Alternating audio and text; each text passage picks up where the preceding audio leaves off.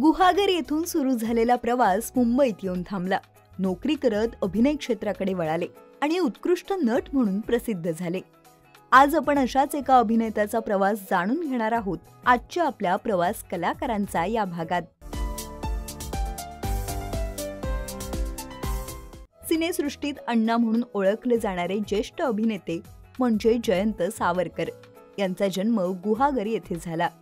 त्यांचं 1ली ते 4थी पर्यंतचे शिक्षण हे त्यांच्या गावी गुहागर येथे झाले. त्यांचे वडील ऊसाचा रस संपूर्ण गावात विकायचे. त्यांना 9 भावंडे होती.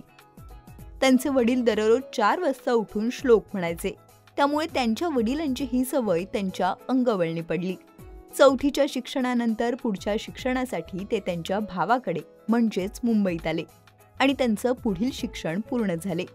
पुढे त्यांनी नोकरी करण्यास सुरुवात केली. त्यानंतर जयंत यांचा विवाह सोहळा पार पडला. ते खासगी नोकरी करत असल्याने त्यांना पगार चांगला होता, पण त्यांना समाजात ओळख निर्माण करायची होती. व्यवसायाबरोबरच 4 लोकांनी त्यांना ओळखावं असं त्यांना वाटत होतं. म्हणून त्यांनी अभिनय क्षेत्रात पाऊल ठेवलं. सुरुवातीला नोकरी सांभाळत ते त्यांची आवड जोपासत होते. त्यानंतर त्यांनी ठरवलं की नोकरी सोडून अभिनयाकडेच लक्ष केंद्रित करायचं. या त्यांच्या निर्णयाला कुटुंबाकडून विरोध होता. कुटुंबातून इतका विरोध झाला की त्यांच्या मोठ्या भावाने त्यांना सांगितलं की आपण यापुढे भेटायचं नाही. हा विरोध पत्करून त्यांनी पूर्णपणे अभिनयाकडे लक्ष केंद्रित करण्याचे ठरवले. सुरुवातीला त्यांनी पासिंगचे म्हणजेच रंगभूमीवरून एका बाजूने दुसऱ्या बाजूला ये-जा करण्याचे काम केले. पुढे हळूहळू ते अभिनयात तरबेज होऊ लागले. त्यांना भूमिका आवडली तरच त्या भूमिकेसाठी अण्णा तयार व्हायचे. त्यांनी साकारलेल्या भूमिकांनी अण्णा ही नवी ओळख त्यांना मिळवून दिली.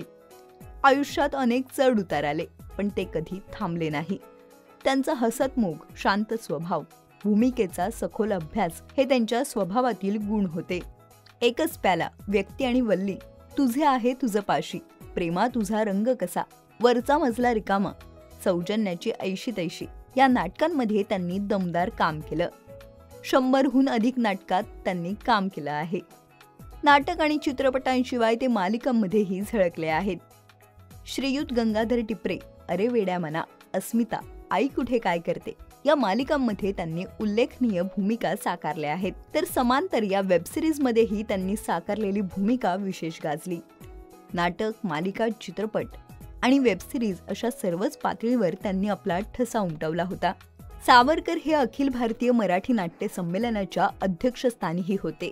रंगभूमीवर अभिनयाची छाप सोडत शेवटच्या क्षणापर्यंत त्यांनी काम केलं.